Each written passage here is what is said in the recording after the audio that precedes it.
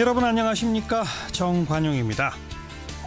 북한이 또 미사일을 쐈습니다. 새벽 3시 17분 동해상으로 탄도미사일을 발사했다. 이 소식에 우리 정부 즉각 문재인 대통령에게 보고하고 관련 회의를 소집하는 등의 대응 조치에 들어갔다고 하죠. 그런데 우리 정부 2분 만에 대통령에게 보고했다 자랑하지 말고 한미 공조 강화에 더 힘써라. 이렇게 날선 비판을 한 분이 있네요. 자유한국당 나경원 의원이 그 주인공인데요. 잠시 후에 직접 목소리 들어보겠고요.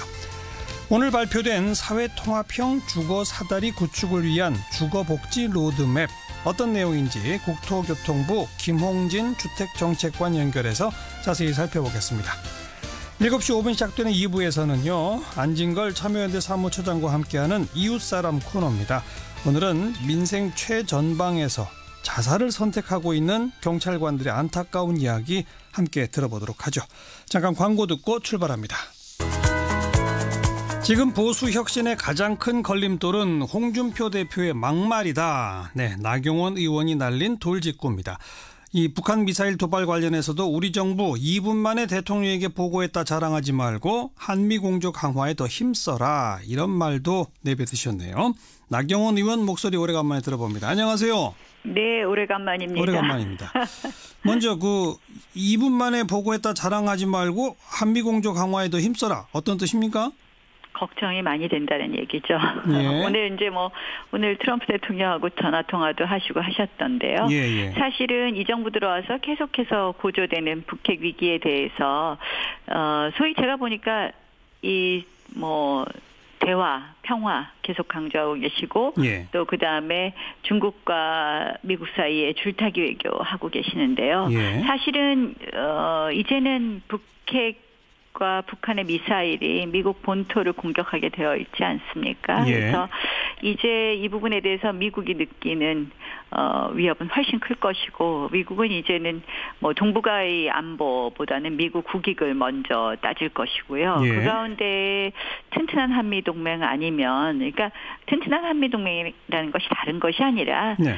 미국이 한국을 전적으로 신뢰할 수 없으면 미국은 우리 국익과는 전혀 다른 선택을 할 수 있다 생각합니다. 그래서 제일 걱정되고요. 그래서 조금 더 한미 동맹에 조금 더 무게를 두지 않고 이 잘못 줄타기 외교하다가는 저희 이 북핵 문제를 해결하는 데 있어서 우리는 제외될 것 같아서 걱정돼서 드리는 고언입니다. 한미 정상회담 최근에까지 계속해서 튼튼한 한미 공조를 양국 정상이 다 확인하고 있지 않나요? 한미 정상회담 최근에 국빈 방문 억지로 이제 저희가 만들었는데 1박 2일 있으시면서 사실 26분이죠. 단독 회담이. 과연 튼튼한 한미 동맹이라고 볼 수 있을까요? 굉장히 안타깝더라고요. 이 단독 정상회담을 26분밖에 안 하겠다는 것은 26분밖에 못했다는 것은 결국은 미국과 한국 사이의 이 신뢰가 조금씩 좀 금이 있지 않나 이런 걱정을 들게 하는 부분입니다. 그래서 저희 외교안보적으로 지금 녹록치 않습니다. 트럼프 대통령도 워낙 자국의 국익에 있어서는 어떤 다른 대통령보다도 그 우선시하는 정도가 굉장히 높지 않습니까? 그렇죠. 그래서 사실은 그런 면에서 더 걱정이 되고요. 조금 이 남북 관계는요, 우리 혼자 주도적으로 풀 수 없습니다. 결국은 주변 국가 이 이해를 일치해가는 노력. 그리고 그 기반은 역시 한미동맹이라는 말을 다시 한번 강조하고 싶습니다. 중국의 역할도 매우 중요한데 그럼 중국에 대해서는 우리가 어떤 입장을 취하는 게 맞을까요? 중국 사실은 이제 중국을 같은 입장으로 끌기 위해서도 한미동맹이 중요한데 사실은 이제 사드 부분에 대해서 지금 결국 중국과 지금 3불1한 결국 추가 사드 배치하지 않겠를 검토하지 않겠다부터 시작해서 이 3불1한을 내놓으셨는데 사실은 중국은 사드 어떻게든지 철수시키겠다는 입장이거든요. 제가 이제 11월 초에 중국 방문했는데요. 계속해서 하는 이야기가 사드의 사드의 타당한 처리를 얘기하더라고요. 결국은 이 10월 말에 중국과의 이런 합의에 있어 사실상 이제 공동 발표에 있어서 이면적인 합의가 있지 않느냐 의심되는 부분이고 결국 이 이제 우리로서는 중국과 경제 뭐 이런 이야기를 하면서 미국과 안보 이렇게 얘기를 하는데 절대 이런 줄타기 외교 잘못하다가는 예. 양쪽 얻지 못합니다. 사실은 박근혜 정부도 조금 그런 부분 잘못하다가 결국 오히려 더 예. 나중에 사드 보복도 심하게 받지 않았습니까? 그래서 그런데 일각에서는 지금 북한 김정은의 도발도 참 문제지만 트럼프 대통령이 뭐 한반도에서 전쟁 나는 거는 자기네랑 무관한 일인 것처럼 무력 공격까지 시사하는 식으로 긴장을 고조시키고 있기 때문에 그럴수록 우리 정부가 중국하고의 공조 같은 걸 좀 튼튼히 해서 뭐 북한과 미국 사이에 초강경 일변도로 치닫는 것의 분위기를 좀 바꿔야 한다는 목소리도 있지 않나요? 중국과 우리가 한다고 해서 미국이 그 생각을 바꿀까요? 저는 이제 뭐 이런 부분에 있어서 저는 뭐 늘 이야기하지만 예. 이 뭐 전쟁 하자는 이야기가 아니라 우리가 그런 의지를 갖고 있어야지 북한도 변화시킬 수 있고 한다고 생각을 하거든요. 예, 그래서 예. 중국에게 해서 미국의 이러한 스탠스를 바꿀 수 있는 것이 아니라 미국과 신뢰를 얻으면 미국이 뭐 말로는 그렇게 해도 예. 결국은 군사적 옵션을 쓰지 못하게 할 수 있다. 그러려면 우리가 생각합니다. 그러려면 우리가 미국의 신뢰를 얻는 것이 최우선이다. 네, 그렇게 생각합니다. 알겠고요. 홍준표 대표의 막말이 보수 혁신 변화의 가장 큰 걸림돌입니까? 네, 그렇게 생각합니다. 왜 그렇죠? 뭐 결국은 홍 대표 뭐 많은 분들이 그러지 않나요? 자유한국당 지지해주고 싶어도 대표님께서 말씀을 거칠게 하셔서 이런 이야기들 많이 듣고 해요. 예, 그래서 예. 사실은 이제 제가 그 말씀을 드린 것은 이제 이 대표께서 이제 최근에 이제 너무 이 모든 어떤 절차 이런 거 없이 예. 대표 의중대로 모든 걸 좀 당을 만들려는 의지가 너무 강하시더라고요. 예, 물론 뭐 예. 대표의 리더십이 필요한 부분이 있지만 실질적으로 이제 12월 12일 날 있을 이 원내대표 선거도 이 보통 당대표는 그럼 중립적인 입장에 있는 것이 상식 아닌가요? 근데 예. 상식에 반해서 부당하게 개입하시면서 뭐 이제 또 너무 거친 언어로 이렇게 그 이제 다른 후보들을 비판하시고 하는데 예. 이게 결국은 우리 자해행위죠. 알겠습니다. 예. 막말 얘기 나온 김에 심재철 의원이 문재인 대통령, 임종석 실장 뭐 등등 고발해야 된다. 뭐 내란죄 이런 얘기를 하는 건 어떻게 보세요? 조금 뭐 저는 뭐 이렇게 쉽게 동의할 수 없는 부분이 있는데요. 뭐 그분은 이제 아마 구체적인 뭐 이런 뭐 좀 법을 위반한 부분이 많지 않느냐 이런 부분을 주장하신 거 아닌가 이렇게 생각합니다. 일종의 그것도 막말이라고 보지는 않으시는 거군요. 뭐 지금 이제 저 홍 대표께서 말씀하신 부분 제가 이제 막말 얘기한 것이 뭐 암덩어리 고름 뭐 이런 이야기시잖아요. 그렇죠. 그렇게 듣는 사람들로 하여금 이런 어떤 이 감정적인 혐오감을 주는 말씀들이시잖아요. 네. 그래서 이제 그런 부분을 지적한 거죠. 그래서 사실은 그것뿐만 아니라 또 우리 뭐 출마 예상 후보자들에 대해서 일일이 다큐멘터리를 하시더라고요. 그래서 사실은 홍 대표께서 이렇게 우리 당내에 사실 자원도 많지 않은데 이렇게 하는 것은 실질적으로 우리 당에 대한 자해행위다. 알겠습니다. 대표께서 그렇게 하는 것이 마땅하겠냐 하는 이야기를 좀 지적하고 싶습니다. 그나저나 원내대표 경선에 나서십니까? 저는 저희 당이 워낙 지금 인기가 없다고들 하시잖아요. 근데 이제 결국은 다시 국민 신뢰받고 뭐 좀 이렇게 돼야 되는데 그 과정, 당이 다시 좀 재건되는 데 있어서 어떤 역할이 저한테 중요한 걸까 하고 계속 고민하는 중입니다. 아직 고민 중이다. 네, 그렇습니다. 여기까지 수고하셨습니다. 네, 고맙습니다. 자유한국당 나경원 의원이었습니다.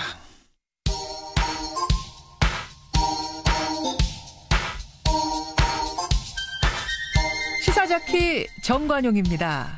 여러분은 지금 CBS 라디오와 함께하고 계십니다. 저는 출근길 김현정의 뉴스쇼 김현정입니다. 국토교통부가 내놓은 주거복지 로드맵 자세한 내용 김흥진 주택정책관 연결해서 설명 듣겠습니다. 안녕하세요. 예, 안녕하세요. 예, 간단히 말하면 5년 동안 100만 호의 공공주택을 보급한다. 이게 핵심인 거죠? 예, 그렇습니다. 저희가 이제 그동안 정부에서 여러 차례 그 주거 복지 관련된 정책을 많이 발표를 했었는데 예. 주로 이제 공급자 중심으로 저희가 많이 발표를 했다고 생각을 합니다. 예. 이번에는 저희가 이제 수요자 중심으로 예. 그 지원받으신 분들의 생애 단계에 맞춰가지고 임대주택을 100만 호를 임대주택을 포함한 공공주택을 100만 호를 공급을 하고 그렇죠. 단순히 이렇게 주택 공급만 하는 것이 아니고 금융 지원하고 복지 서비스를 묶어가지고 일종의 패키지로 저희가 지원을 하겠다라고 알겠습니다. 하는 큰 그림을 저희가 내놨습니다. 역대 다른 정부들도 공공주택은 꾸준히 공급해 오지 않았습니까? 근데 과거 정부보다 100만 호라고 하는 건 어느 정도나 많은 겁니까? 좀 바로 비교하기는 조금 애매한데요. 그 공공임대주택의 경우를 예를 들면은 지난 5년 동안 평균 한 10만 8천 호 정도 공급이 됐습니다. 그런데 이제 앞으로는 13만 호 정도를 공급을 할 계획이고, 공공에서 이제 분양주택으로 제공하는 물량이 종전에는 연평균 한 17,000호 되던 것을 이제 3만 호 정도를 일단 확대를 했고요. 그리고 이게 또 공공에서만 공급을 하는 것이 아니고 민간이 공급하는 임대주택들도 있습니다. 100만 호 속에는. 그중에 이제 한 20만 호 정도의 포션은 민간이 공급을 하지만 그러나 공공임대 형식으로. 그렇게 공급을 해서 100만 호를 하겠다기 때문에. 어쨌든 과거 어떤 정부보다도 일단 목표치에 있어서의 그 공공주택 100만 호는 가장 많은 거죠. 예, 그렇습니다. 그걸 이제 청년, 신혼, 노년, 그다음에 그 저소득 이런 식으로 나눠서 이제 몇십만 원씩 이렇게 하시겠다는 거 아니겠습니까? 예, 그렇습니다. 저희가 그 청년들에게 30만 원을 저희가 이제 공급을 할 계획을 가지고 있습니다. 그 청년들 같은 경우에는 저희가 공급을 하더라도 일단 그렇게 넓은 평형이 필요한 건 아닙니다. 그렇죠. 청년들한테는 쉐어형 주택이라고 해가지고 집을 2명이나 3명이 나눠 살 수 있도록 하고 또 산단 주변에 공급을 한다라든지 산업단지 산업단지 주변에 수요가 많은 곳에 공급을 한다든지 하는 방식이 있고 또 이제 신혼부부 같은 경우에도 또 신혼부부는 그 육아에 되게 관심이 많습니다. 그렇죠. 이제 신혼부부에 대한 공급하는 주택의 경우에는 육아가 아주 편리한 그런 특화단지 형태로 제가 공급을 해주겠다는 것이고 또 이제 노인분들 같은 경우에는 생활하시는데 좀 불편함이 없도록 집 내에 단차 같은 것들을 없애가지고 베리어 프리라고 이렇게 이야기를 하는데 알겠습니다. 그런 주택을 제가 공급을 할 계획입니다. 그렇게 이제 수요 맞춤형으로 만들어서 공급을 한다는 말씀인데 어느 땅에다가 무슨 돈으로 짓습니까? 그게 문제 아닙니까? 제가 이제 100만 호를 공급을 한다라고 했는데 이 100만 호가 다 새로운 부지에 건설하는 것은 아닙니다.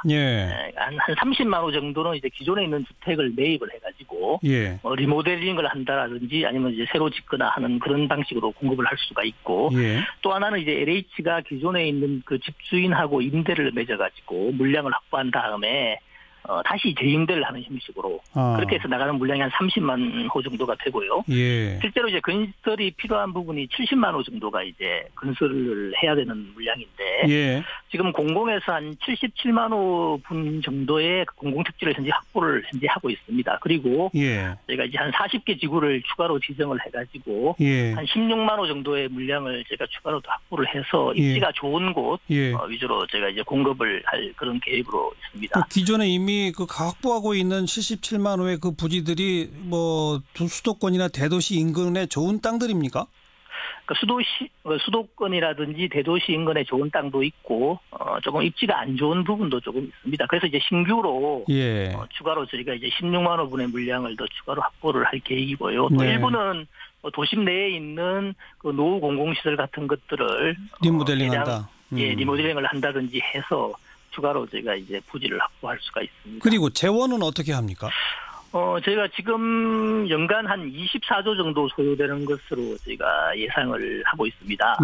근데 이제 이 중에 이제 한 21조 정도 부분은 그 주택도시기금에서 저희가 이제 지원을 필요한 재원을 충당을 할 거고 나머지 한 2.7조 정도는 그 이제 재정에서 지원을 할 계획으로 있는데요.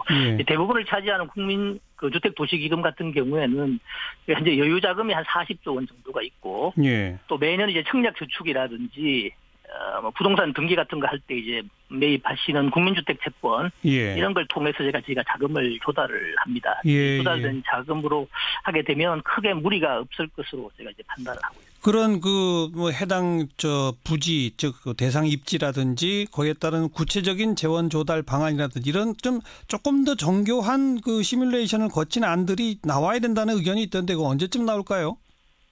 저희가 내년도 예산에 지금 현재 국회에서 아직 확정은 되지 않았습니다만 내년도 예산에 필요한 부분들이 일단 반영은 되어 있고요, 내년도에. 그다음에 그 이외 부분도 저희가 기본적으로는 연차별 계획을 가지고 있습니다. 그래서 그걸 가지고 예산 편성할 때 저희가 반영을 시키도록 그렇게 할 계획입니다. 알겠습니다. 그 외에 기존 임대주택에 살고 계시는 서민들의 제일 어려운 게 전월세 값이 막 오르는 거 아닙니까? 전월세 상한제라든지 임대차 계약갱신 청구권 같은 거 이건 왜 아직 거론이 안 되나요? 저희가 요번에 주거복지 로드맵을 발표를 하면서 임대차 시장의 투명성, 안정성 강화 부분은 제가 이번에 빼고 발표를 했습니다. 그래, 왜요?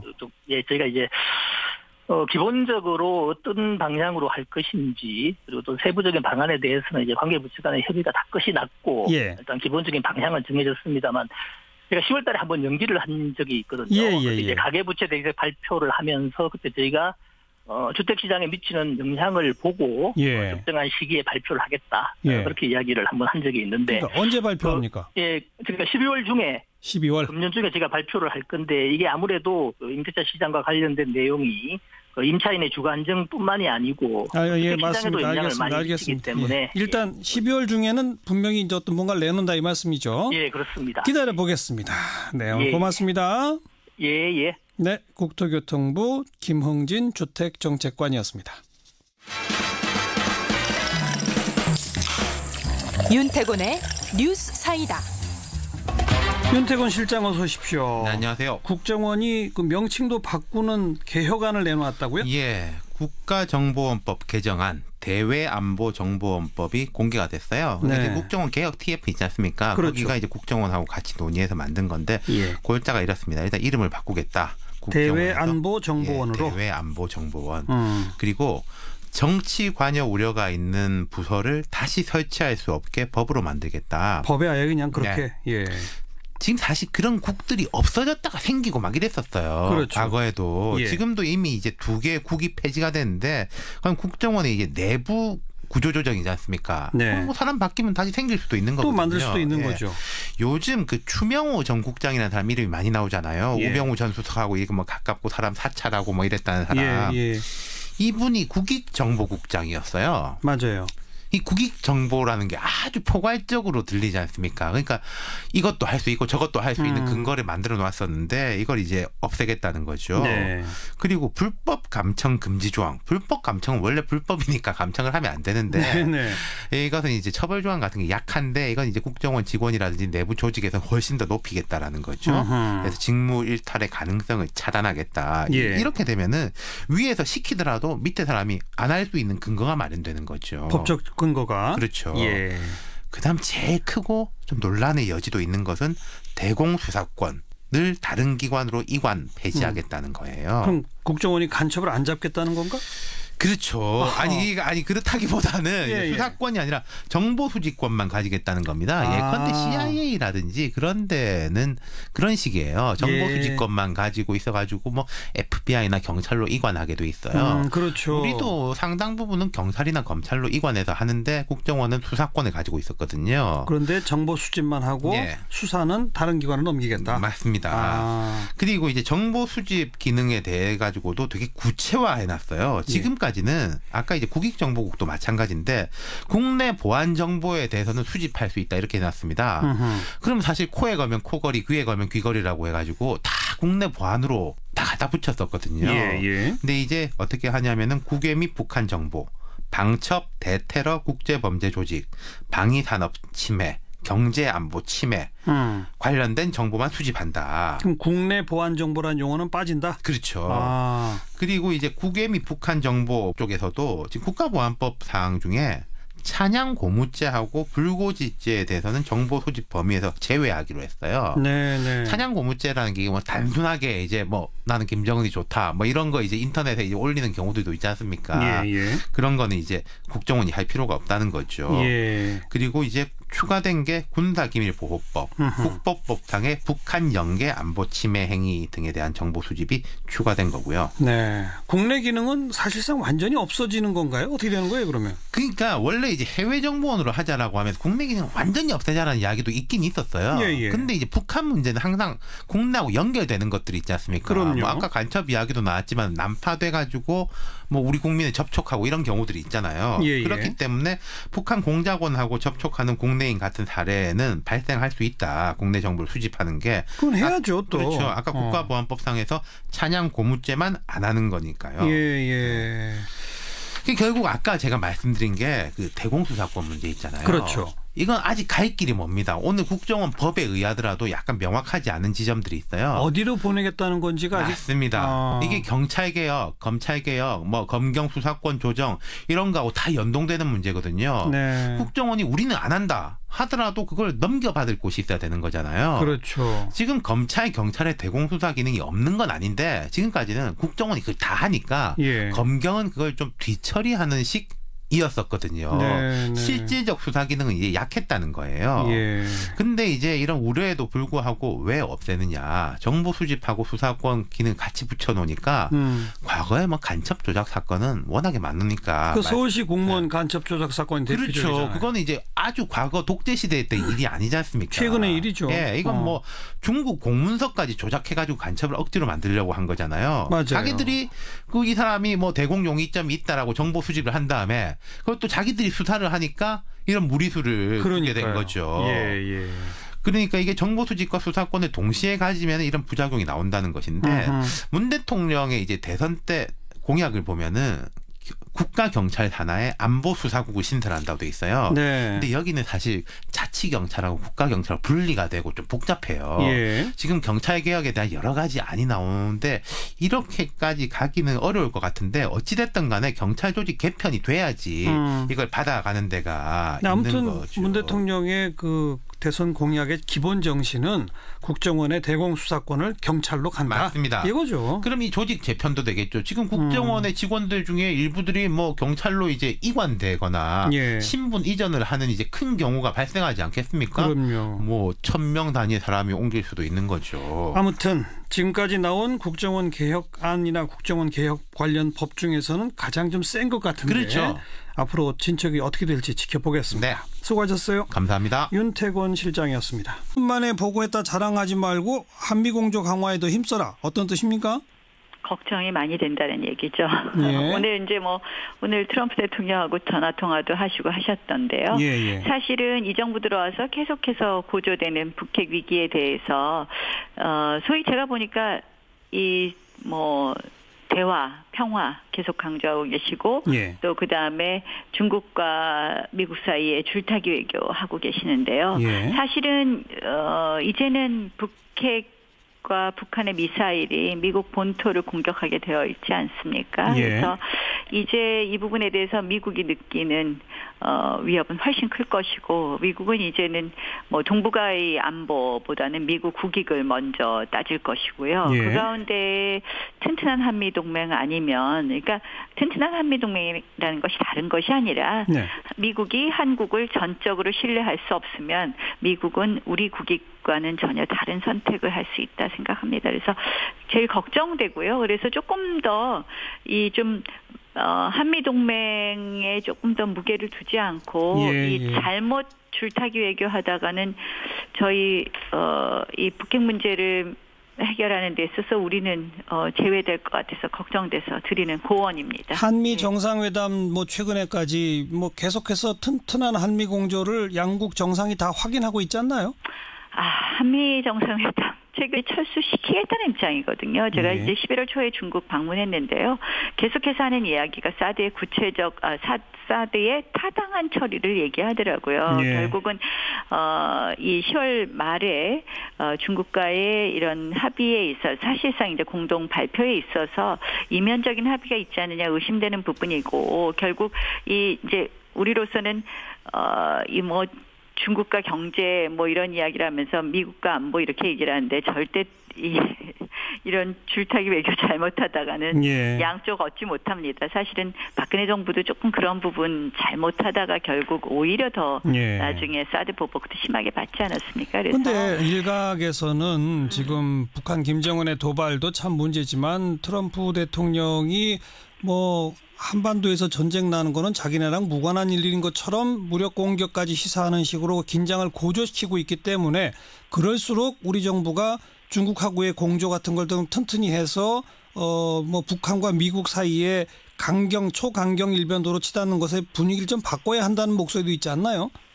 중국과 우리가 한다고 해서 미국이 그 생각을 바꿀까요? 저는 이제 뭐 이런 부분에 있어서 저는 뭐 늘 이야기하지만 예. 이 뭐 전쟁 하자는 이야기가 아니라 우리가 그런 의지를 갖고 있어야지 북한도 변화시킬 수 있고 한다고 생각을 하거든요. 예, 그래서 예. 중국에게 해서 미국의 여러분 안녕하십니까? 정관용입니다. 북한이 또 미사일을 쐈습니다. 새벽 3시 17분 동해상으로 탄도미사일을 발사했다. 이 소식에 우리 정부 즉각 문재인 대통령에게 보고하고 관련 회의를 소집하는 등의 대응 조치에 들어갔다고 하죠. 그런데 우리 정부 2분 만에 대통령에게 보고했다 자랑하지 말고 한미 공조 강화에 더 힘써라. 이렇게 날선 비판을 한 분이 있네요. 자유한국당 나경원 의원이 그 주인공인데요. 잠시 후에 직접 목소리 들어보겠고요. 오늘 발표된 사회통합형 주거사다리 구축을 위한 주거복지 로드맵 어떤 내용인지 국토교통부 김홍진 주택정책관 연결해서 자세히 살펴보겠습니다. 7시 5분 시작되는 2부에서는요. 안진걸 참여연대 사무처장과 함께하는 이웃사람 코너입니다. 오늘은 민생 최전방에서 자살을 선택하고 있는 경찰관들의 안타까운 이야기 함께 들어보도록 하죠. 잠깐 광고 듣고 출발합니다. 지금 보수 혁신의 가장 큰 걸림돌은 홍준표 대표의 막말이다. 네, 나경원 의원이 날린 돌직구입니다. 이 북한 미사일 도발 관련해서도 우리 정부 2분 만에 대통령에게 보고했다 자랑하지 말고 한미 공조 강화에 더 힘써라. 이런 말도 내뱉으셨네요. 나경원 의원 목소리 오래간만에 들어봅니다. 안녕하세요. 네, 오래간만입니다. 오래간만입니다. 먼저 이러한 스탠스를 바꿀 수 있는 것이 아니라 미국과 신뢰를 얻으면 미국이 뭐 말로는 그렇게 해도 예. 결국은 군사적 옵션을 쓰지 못하게 할 수 있다. 그러려면 우리가 그러려면 우리가 미국의 신뢰를 얻는 것이 최우선이다. 네, 그렇게 생각합니다. 알겠고요. 홍준표 대표의 막말이 보수 혁신 변화의 가장 큰 걸림돌입니까? 네, 그렇게 생각합니다. 왜 그렇죠? 뭐 결국은 홍 대표 많은 분들이 그러지 않나요? 자유한국당 지지해주고 싶어도 대표님께서 말씀을 거칠게 하셔서 이런 이야기들 많이 듣고 해요. 예, 그래서 사실은 이제 제가 그 말씀을 드린 것은 이제 이 대표께서 이제 최근에 이제 너무 이 모든 어떤 절차 이런 거 없이 대표 의중대로 모든 걸 좀 당을 만들려는 의지가 너무 강하시더라고요. 물론 대표의 리더십이 필요한 부분이 있지만 실질적으로 이제 12월 12일 날 있을 이 원내대표 선거도 이 보통 당대표는 그럼 중립적인 입장에 있는 것이 상식 아닌가요? 근데 상식에 반해서 부당하게 개입하시면서 이제 또 너무 거친 언어로 이렇게 이제 다른 후보들을 비판하시고 하는데 이게 결국은 우리 자해행위죠. 알겠습니다. 알겠습니다. 막말 얘기 나온 김에 저 국빈 방문 억지로 이제 저희가 만들었는데 1박 2일 있으시면서 사실 26분이죠. 단독 회담이. 과연 튼튼한 한미동맹이라고 볼 수 있을까요? 굉장히 안타깝더라고요. 이 단독 정상회담을 26분밖에 안 하겠다는 것은 26분밖에 못했다는 것은 결국은 미국과 한국 사이의 이 신뢰가 조금씩 좀 금이 있지 않나 이런 걱정을 들게 하는 부분입니다. 그래서 저희 외교안보적으로 지금 녹록치 않습니다. 트럼프 대통령도 워낙 자국의 국익에 있어서는 어떤 다른 대통령보다도 그 우선시하는 정도가 굉장히 높지 않습니까? 그렇죠. 그래서 사실은 그런 면에서 더 걱정이 되고요. 조금 남북 관계는요, 우리 혼자 주도적으로 풀 수 없습니다. 결국은 주변 국가 이 이해를 일치해가는 노력.